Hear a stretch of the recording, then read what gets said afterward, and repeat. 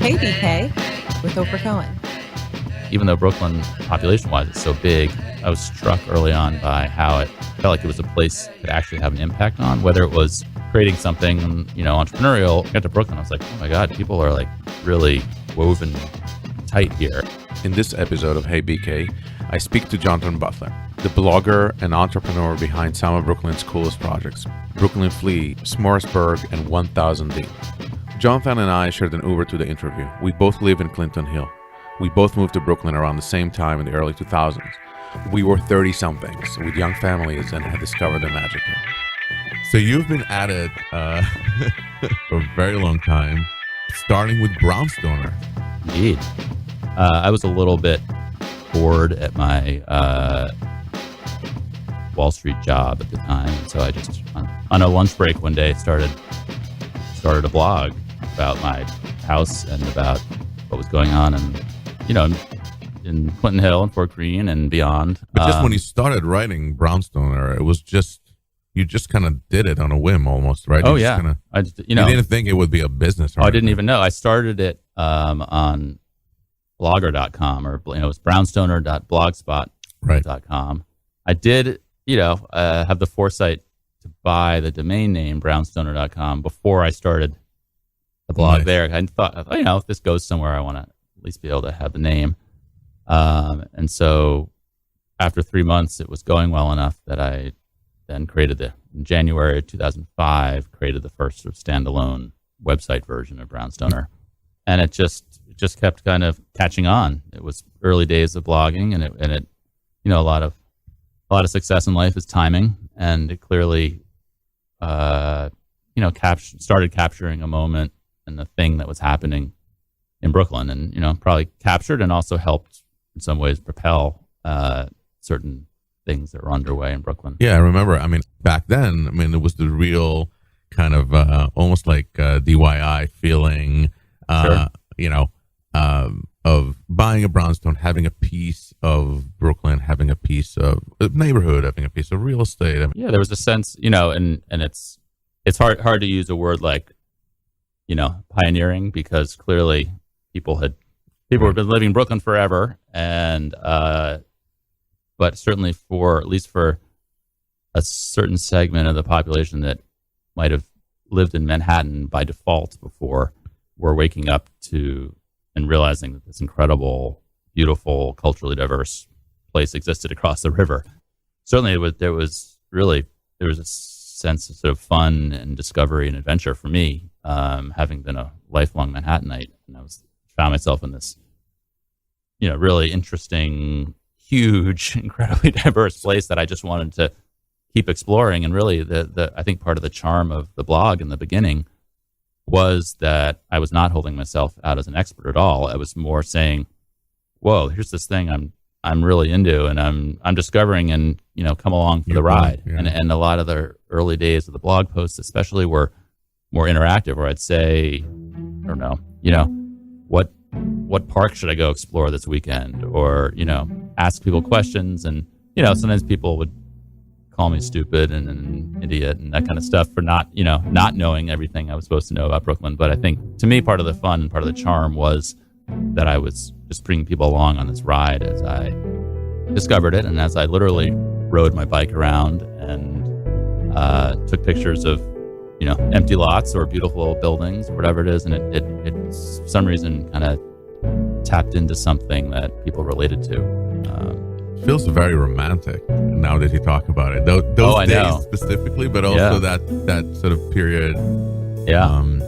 No, believe me, we were talking about being middle aged on the way over here, and it's sometimes hard to not feel wistful for those days of what is it? Yeah, that was called 13 years ago. So I was 35 instead of 48, and had a 1-year-old and a 3-year-old, and there was jumping on my bike and taking pictures of things and feeling like I was at the beginning of trying to build something that was mine and was creative. And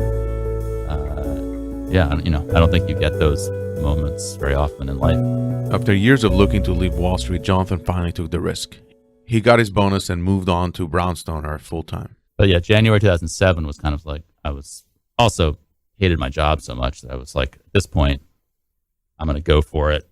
And if it doesn't work, I'd rather like move to a farm in Vermont and start over than be stuck to this horrible job, Wall Street, on the hamster wheel of New York City for the rest of my life.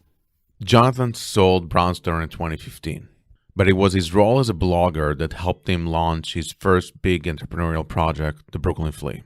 It wasn't much. It was that fall of 2007 when I had the idea to start a flea market. And that's really what enabled me to, live a more comfortable life. That kind of launched a whole nother part of my life, business life, and also played a whole nother role in sort of this, sort of ambassadorial role in spreading Brooklyn around the world. The gospel of Brooklyn in both the sort of Manhattanites who would come out of the C train and Fort Greene and look around and be like, holy crap, this is the most beautiful place I've ever seen. I didn't even know this was here.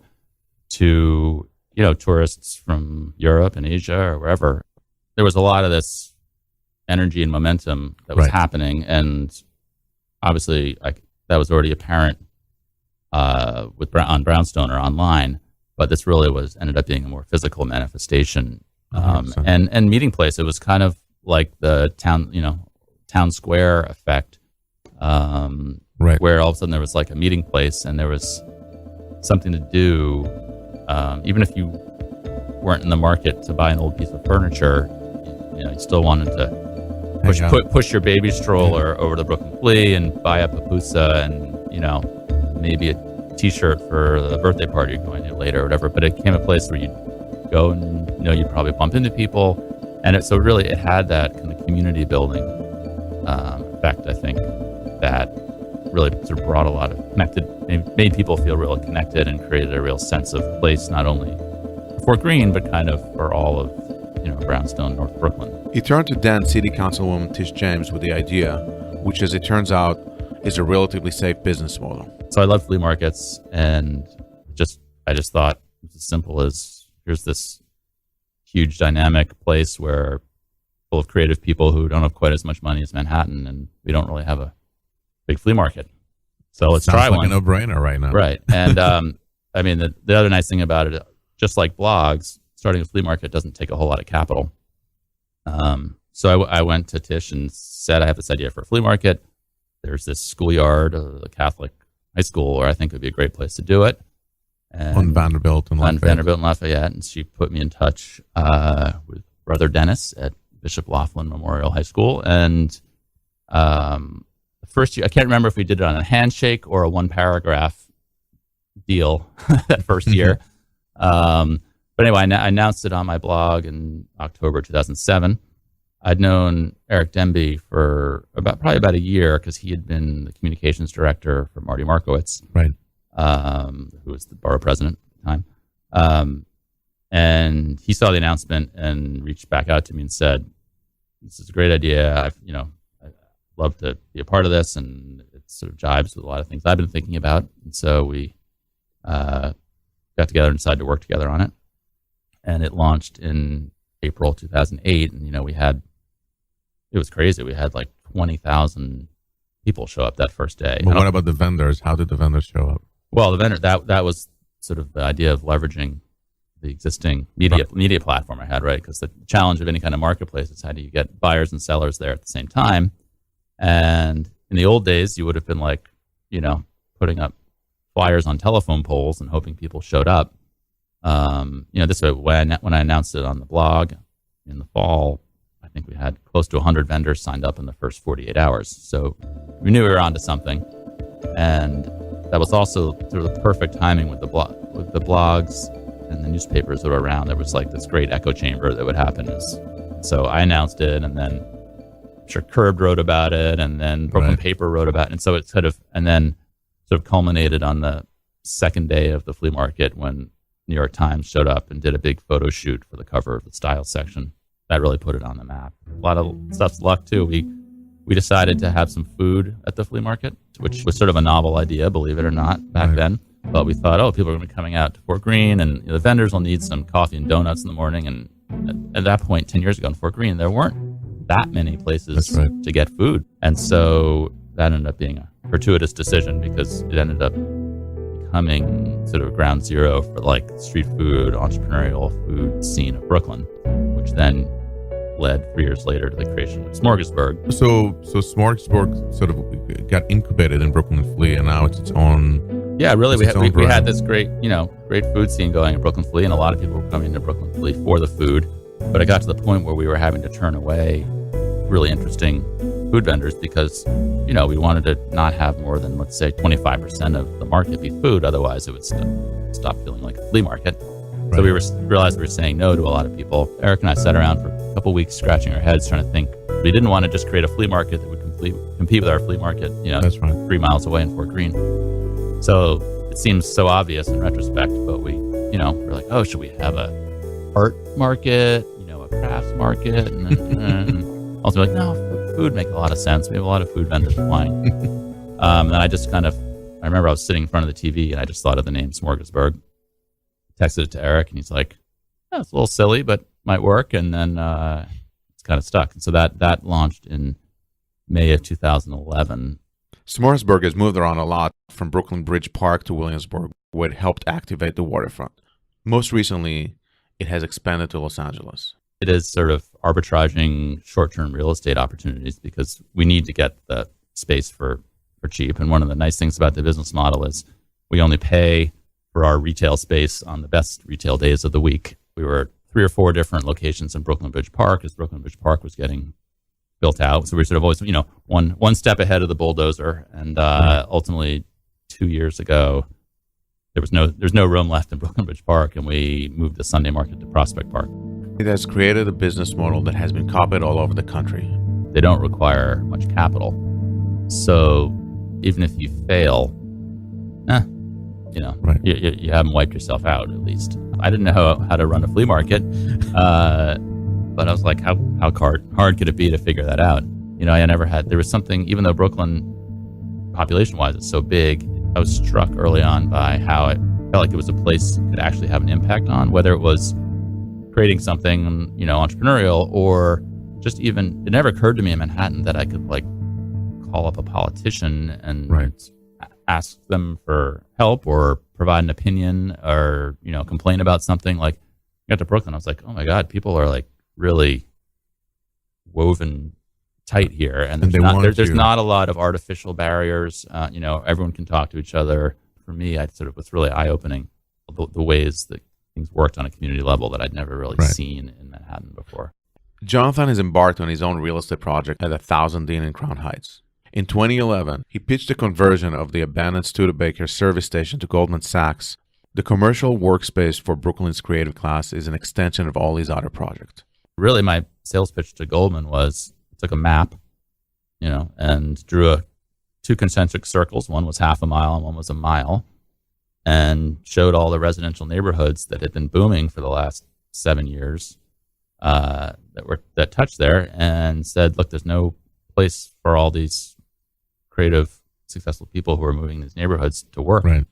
And it was pretty much that simple. It would be cool if there's going to be a place for them to hang out. Kind of a hub. Downstairs. A hub. And people who are running small businesses still want to feel like they have people around them and they're seeing people in the hallway. And in our case, we built a beer hall and a food court on the ground floor that was pretty crucial to the success of the building, probably.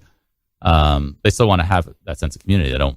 No one wants to sit in the kitchen by themselves all day long if they don't have to. And I think, on the way in the car over, we were talking a little bit, I think, about how it feels like we're in a different era now than the era in which I started. I mean, it's hard to know because it's being filtered through my own eyes. It's certainly, it feels less exciting. And that's sort of, as I was saying before, personally for me, there was a sense of discovery, and that there was a lot of stuff, whether it's a grocery store or a bar or whatever, that a lot of neighborhoods still needed. And there was the ability to, have an idea that someone else hadn't had and make it happen and feel like it was impactful. Yeah, and I certainly, I still think people are moving to Brooklyn, not from many of the same reasons, of community and scale and all that kind of stuff, quality of life for their kids, all that sort of thing. But it's less. It's already picked over, and it's hardly right. It's a new idea. Right. Yeah.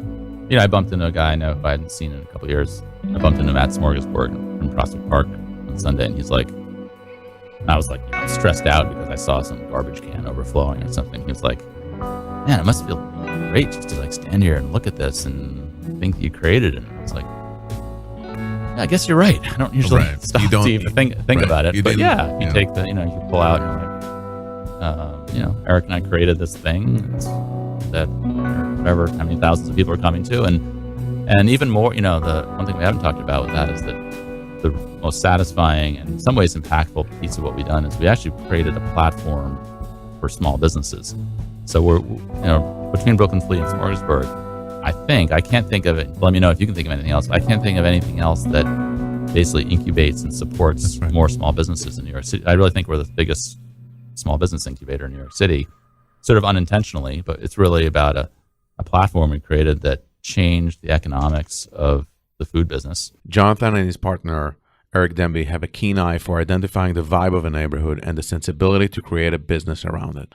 But they aren't ready to take the credit for expanding the so-called Brooklyn brand, even as food markets expand throughout the country. I would probably steer away from calling it bringing the Brooklyn experience. I think that to the extent you want to use Brooklyn as a verb or an adjective, there's probably 30 or 40 cities already in the country that you could say have their Brooklyn or have been Brooklynized in some ways. And basically, just means there's a creative community and food is important there. And, so in the real estate business, they call millennial clusters. Certainly has to be some impact you can trace back to Brooklyn. Right. But no, I think if we go to another city, it's more about how do we take what we know about creating this platform for to celebrate these local businesses. It'd be interesting if a couple of our Brooklyn vendors or a couple of our LA vendors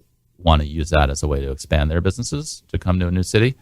But the primary focus is going to be about going in, celebrating what's happening locally. And that's and hopefully what's interesting is when people start creating new ideas to be in Smorgasburg, not just like a restaurant. We don't really want to just go to a new town and just like have all the good restaurants create one, the one thing that's popular on their menu and reproduce it in one place. It's much more about people creating new ideas for this new experience that makes it special.